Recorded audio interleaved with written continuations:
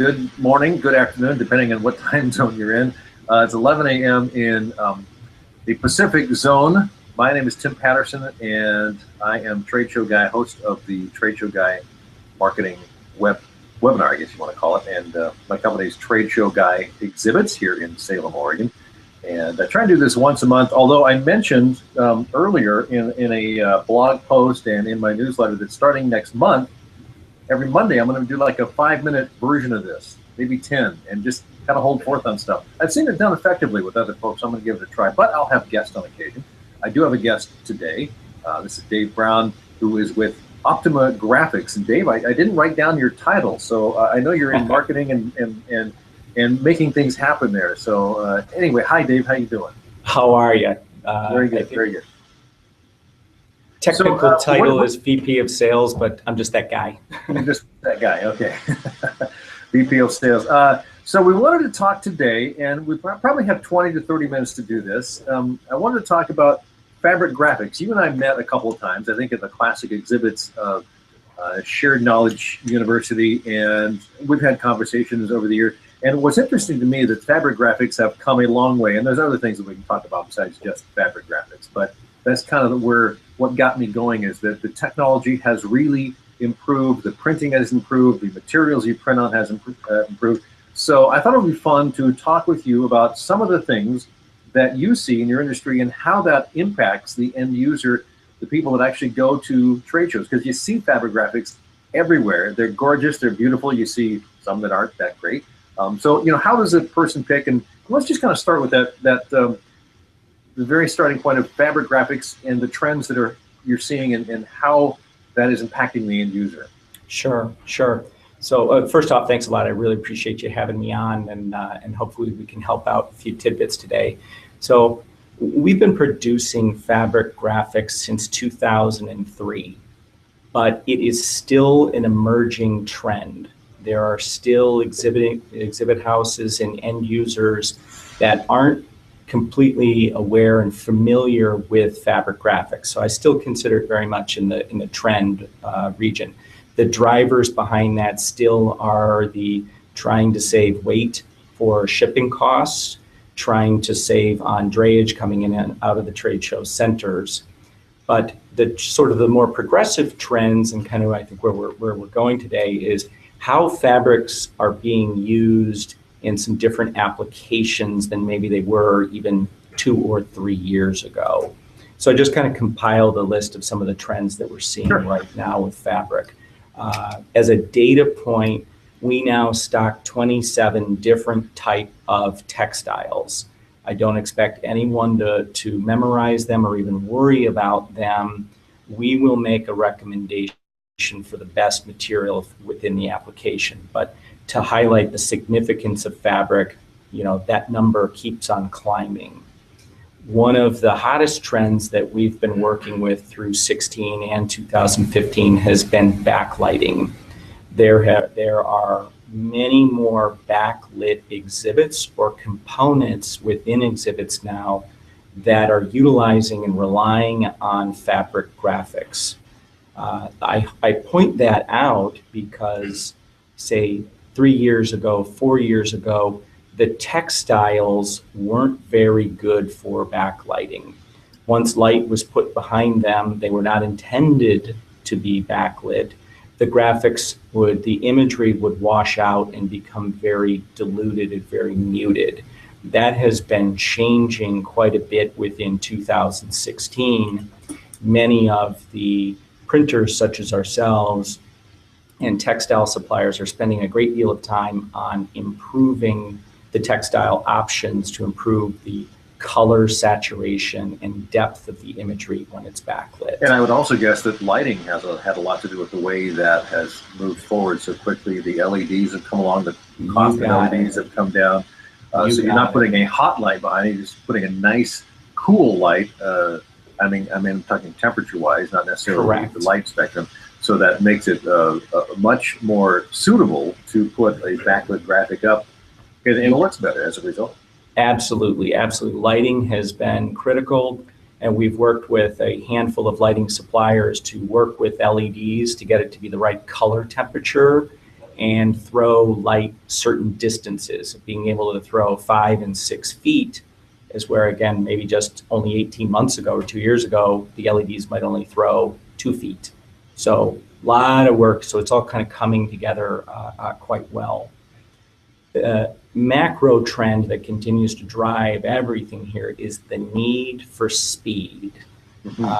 Our statistical production time for fabric graphics right now is 2 business days. Listeners might think, wow, I supply someone with 8, 9, 10 days to get something produced. But when you look at a proofing process, shipping, all of the other minutia elements, the need to be able to produce rapidly is huge. So we're currently looking at investments in textile machinery that will allow us to triple the speed or triple the capacity of what we're currently capable of doing, and maintain a high level of quality. Sure. Because you talked about investment in equipment. I think that's probably one of the critical components that keeps a company like yours on the leading edge, maybe not cutting edge, but certainly up there, because you are willing to invest in new materials as they come along. If you go to a printer that has something that's, first or second, third generation, and you're in the 6th or 7th generation of something, you're going to get a better product with that 6th or 7th generation versus the company that only invested in the 2nd or 3rd generation, I would guess. Yeah, great point. I mean, the equipment that we're looking to replace is only 2 years old. So there is a lot of the print and software development companies are working very rapidly to try to continue to improve the quality levels of fabric graphics. We're really trying to stay on the cutting edge there and utilize the software capabilities, the textiles, the printers themselves, as well as ink. Ink is a big deal when it comes to any printing, but within the textiles, we're progressing with some different types of water-based inks. So there can be that green tone that comes with it. We're really utilizing the types of ink sets for color saturation and density. Everybody can look at the graphic and tell you if the color is wrong. They might not necessarily be able to tell you why it's right. It always needs more punch, more pow, more wow. So added trend is white. The amount of white graphics that we see that are being produced is skyrocketing. I think the bubble will burst there pretty fast. Predominantly white graphics or white textile is very risky in the trade show environment, because the environment is not a clean environment during setup and during teardown. So it's very easy to get textiles dirty when everyone is trying their hardest, wearing proper gloves to package and transport as effectively as possible. So we see some of the things white with the big logos coming through it. It's always like looks great. Oh boy, that's going to be a toughie to keep clean. So when you've got a graphic that has a lot of colors, deep, rich colors, it's easier to cover if there's a little dirt on it. You got it. When set up, it's just an easier way to handle it. Yeah. It's easier to cover dirt as well as wrinkles. And a tidbit suggestion for everyone is always have a steamer. Bring a steamer to your shows. All of these textiles, we will only use textiles that are flame retardant. And one of the signs of the flame retardant materials is they will, to varying degrees, wrinkle. Everyone is comfortable with the concept of ironing a shirt. Typically, people don't like the concept of having to steam a fabric graphic that's on their display because they want it to be placed on with 0 wrinkles. So that leads into flame retardants. Really, for us, it's a big deal. We won't sell the material if it is not flame retardant.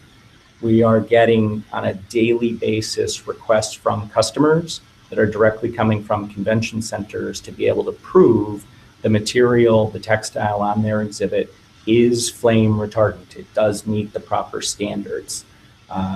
There are materials out there that are not flame retardant. We will not sell them. It's too risky for customers. Not so much a fear of actual fire. It's the fire marshal coming through and testing and saying, you can't use these graphics because they are not flame retardant. That could be a real killer to someone's exhibit, their marketing experience. So does a certificate go out with those, or do you just have something you can access like online or something that confirms that the material is? Great question. We have certain products such as table throws or hanging structures, hanging signs that we automatically send the certificate. Others, we send them out on a case-by-case request basis. We do that because we're monitoring the bolts of material that have been used, so the certificates match up to the actual bolts of material that were used.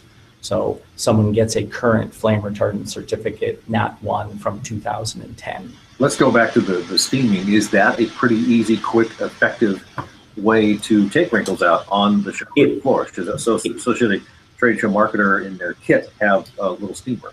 I would say absolutely have one in the kit, and yes, they are easy. They are easy to get out. Easy to go through the process, easy to steam. The downside there can be the time. If someone sets their exhibit up an hour before show opens, you've left yourself a very narrow window of time. And or if you have hired labor, some people don't want to pay labor to be standing there at $80, $90, $100 an hour to steam something. Makes sense. Yeah. But just sheer reality, sheer preparedness, be the Boy Scout, have a steamer in your kit. It'll pay off. We were going to discuss some of the advancements. We talked yesterday about UV and latex and fabric printing. What kind of things do you see there? Yep. One of the great advancements that we've seen with UV printing or direct to substrate printing, it has replaced a lot of the need to, say, print on a piece of inkjet paper and mount it to a 1/4-inch piece of Sintra or plexiglass, what have you. We're now printing using ultraviolet inks directly to those substrates. So we made an improvement in one of the ink types that we use, and the benefit to customers was it now allowed us to print onto clear plexiglass or acrylic. And that's a building material that's quite often used in many different types of exhibits. The benefit has come out because previously the ultraviolet inks would not stick to acrylic. You could print and they could be scratched right off or removed off. So we had to use a Lexan-based material, which was just, quite frankly, was much more expensive. So we were able to improve the quality of the product and actually lower the pricing, in effect, to achieve the same result. We've also, there are additional UV machines that are entering the market. The last investment we made was geared around the reduction of dot patterns. No one wants to come up and look at a graphic of, say, a person's face and look at their face and see the little pixels and the dots that are made up of that person's face. So there's been great progress in UV or direct-to-substrate printing in the past 2 years. Optima, we've offered UV printing for about 8 years, and we are on our 3rd round of equipment that we use there. And just stop a moment and realize that when you're printing graphics, there are so many stops along that chain, from the decision to make a graphic to the graphic person that has to print that, to someone, or to come up with the design, to someone that's going to provide a photograph that has to be high enough resolution. Correct. And then how they actually print all that stuff. So it's just interesting how many different places there are on that spectrum that need to be addressed to get a good quality thing before it even gets to you. Yes, yes, yes. And I think there's a couple pieces of advice I would share with all the listeners, which is one being, whenever you can get templates from your provider, your exhibit house, whomever you're working with, templates for the sizing of the graphics that are going to be produced. So that can be shared with the artist, with the agency, what have you, to understand that something is 86 inches by 22 feet in width. The agency or the artist, quite frankly, most often is now working at a scale they're not used to. So it's, here's a template so they can truly grasp the scale, as well as file preparation guidelines to make sure that a graphic is being created not sized for print or for web usage, but for big billboard printing. It's a different skill and different approach from doing web graphics or print graphics. It really is. And it takes a little different mindset.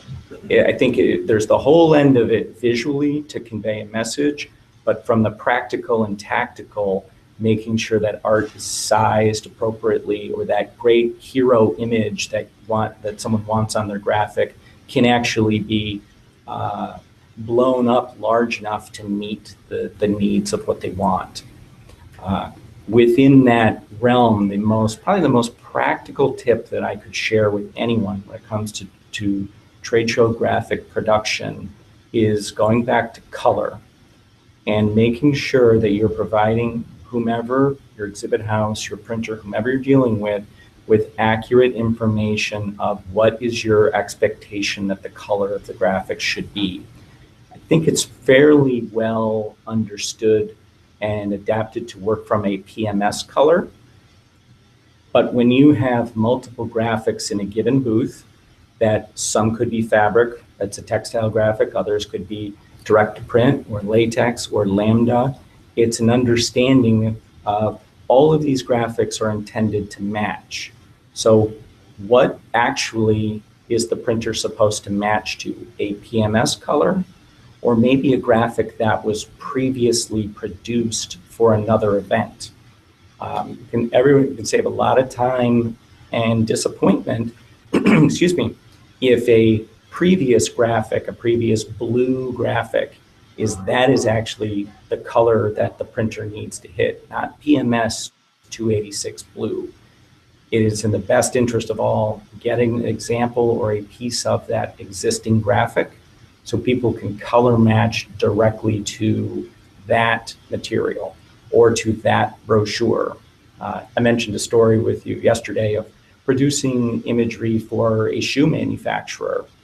And ultimately, to get the colors to meet the satisfaction of the buyer, we were sent one of the actual shoes that was being brought to market. So our artists could actually look at the shoe and evaluate, test the color to produce a positive end result. Again, no one wants to walk in and say, that Home Depot orange is wrong. Exactly. Because we've got it here in oodles and it's just not coming out right. So if you have the actual item to compare it to, then you can make the adjustments necessary to hit that mark, which, yes, based on the experience of the actual printers versus what you're being told is a PMS color. Makes sense. Correct. And you keep in mind, we're making one-off graphics that are functionally custom. If you're running 10,000 brochures that can adjust the color on press, you can't do that in large format, grand format printing or trade show graphic printing specifically. You mentioned a product yesterday that one of our clients used a year or so ago that you said has really done well for you guys lately, and surprisingly so. And it's a adhesive graphic that removes without leaving any residue. So let's talk about that. It's called TakTak. Yeah, TakTak is the name of it. So TakTak was a material that we were aware of. It's actually a textile surface, and it has a low tack, a Post-it note-esque adhesive on the back of it. We couldn't actually get the material to produce properly, so it was left on the R&D cutting room floor. When we invested in a new UV printer and new ink sets, we were now able to get the material to work where we could image to it and get really rich colors, and then have the the adhesive not only stick properly, that when it's removed from a smooth surface, say drywall is a great example, that the material could then be removed. It would leave no residue behind, wouldn't pull up any of the paint, wouldn't pull up anything off of the wall. So the application that has just absolutely exploded with this material are private events and events, say, within hotels. Hotels typically do not want anyone touching their wall surfaces anywhere in the building. So you'll typically see the little easels that might be saying this conference is that direction, or the branding for a customer. Once we introduced TakTak, we saw exponential growth because we had customers realize, I'll say CVS as an example, doing their annual meeting, taking up an entire hotel, wanting to brand the hotel, ballrooms, elevators, directional areas, and TakTak allowed them to do that. There was a process of having a piece sent to the hotel so they could view it, test it, try it, and sign off as a variance. But that material, the fact that it will stick to virtually any smooth surface we've ever tried it on, including cars, pillars, all sorts of different things, has opened up the visual branding opportunities for designers as well as end users saying, hey, we need to just cover up a mistake for a day or a new product that's being launched. We just want to cover up the old image. So it's been driven by the technology advancement, not so much the material that we had previously. And it's something that can be cut into any shape, from what I understand. You could, a word balloon or a logo or something like that. It's easy to cut this stuff and just stick it on something, on a wall or something. You got it. Where it can actually, you can cut it out as if it's a person. I had a graduation party for one of my children, and we made up a series of photos that were profile cut of her and put them all over the house, along with the logo of the college that she's now attending. And so a lot of people didn't realize that, thought it was wallpaper. But as soon as the party ended, I just yanked everything off the walls, and my wife was very happy that it didn't do anything to the wall. Is this reusable more than a few times? I would say the safest answer is no. That is considering it as it is a one-time use. After it's been applied to the wall, when it's removed, that adhesive has been exposed to air, it can start to, the tackiness can start to diminish. So that's the safe answer, junior lawyer in me. I do know that customers have removed it, put it back onto its carrier paper to get maybe a second use out of it. But we heavily promote it as it is one-time use. This is a temporary graphic solution, temporary branding solution. Utilize it, remove it, and discard. But you could put it onto an exhibit wall and leave it there for a while. for a year or so, for several events. So it's really only one-time use because you got it. Once it's on, pulling it out. Yeah. Right. We have it all over our building, and some of the images have probably been up for 18 months. So it can be used for an extended period of time. The key is they're removing it with the expectation to reapply and reuse at a later date. And the cost is competitive enough or low enough so that it makes sense to use this for that one application, whether it's for a single show or for an event or an ongoing thing. They're just going to stay there at unlimited time. Exactly. The math typically works out that it's an incredible value. Say if we were printing onto, say, pieces of Sintra that could be put into the easels and and set next to a wall. You're going to get about a 25% savings by utilizing the TakTak material. So flexibility and price are outstanding.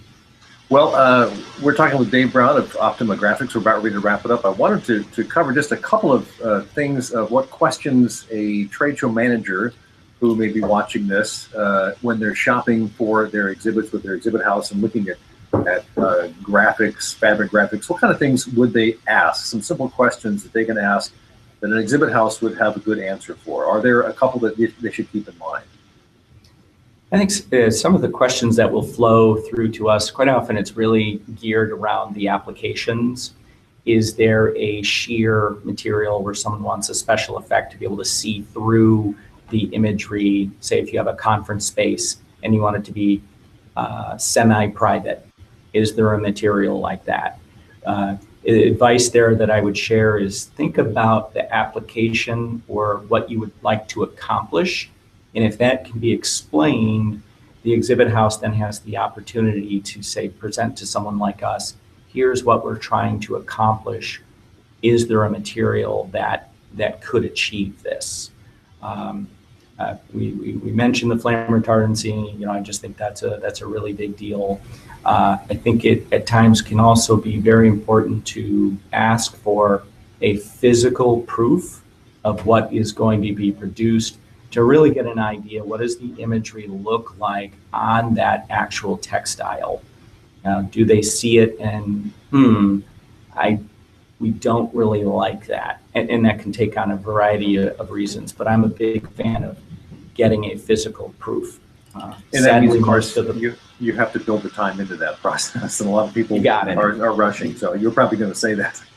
You got it. You know, sadly, the majority of the proof requests that we get are for electronic. And I always say, think about you walk into Best Buy and you see 100 TVs along the wall, all the same image, they look slightly different. So the electronic proof will tell you size, material, imagery. It gives you a lot of good information. It misses what is this image truly going to look like on this material. So I would think a good question to ask would be, you know, when you talk about the quality of the actual fabric, so you get a sample of that, quality, what's the quality of the printer itself? You might ask that question just to get an idea of where that company that's printing this is in the realm of what's the latest. Are they printing on something the latest? And I think you mentioned yesterday, will the inks bleed? Is that a good question to ask, and how that works? You know, that is a phenomenal question of asking, will the inks bleed? There's a whole bunch of technical stuff behind it, but there are certain print types now that the ink will just sort of ride on the surface of the textile. The dye sublimation process that we utilize actually sublimates or transfers the ink so it is really locked into the fibers of the textile, not riding on, say, a coating that is sitting on the top of the textile. There are types of printers that can be known as direct-to-textile printers, where the ink will sit on a coating, and when those graphics can be folded up, and you take them out of their Ziploc bag a month later, and some of the black imagery or red imagery is transferred over to the white portion of the material. So sometimes people are a little taken aback of, what do you mean, will the inks bleed? No, they won't. It's dye sublimation. But we've learned at times there's a less expensive way to produce, but the end result is not as great. So are these true dye sublimation graphics? Will the ink bleed? Very good question. Right. Well, that's that's all I've got, Dave. I think we've covered a lot of areas here on graphics, focusing on fabric graphics, and I think it was a great session. I think that we're coming up to the end of the half an hour, which is what I planned. So if there's any last couple of words that you have, now's your time. I think we've covered it. The only thing that I would, just not to beat a dead horse, color is king. Be very clear and help whomever you're working with to ensure everyone's going to get the color that they expect. So you have a sample, an end sample that you want to match. That's really key to making the process work very well. Yep. All right. Yep. Dave Brown, Optima Graphics, thanks again for your time. I appreciate it. Hey, you got it. Thanks a lot, Tim.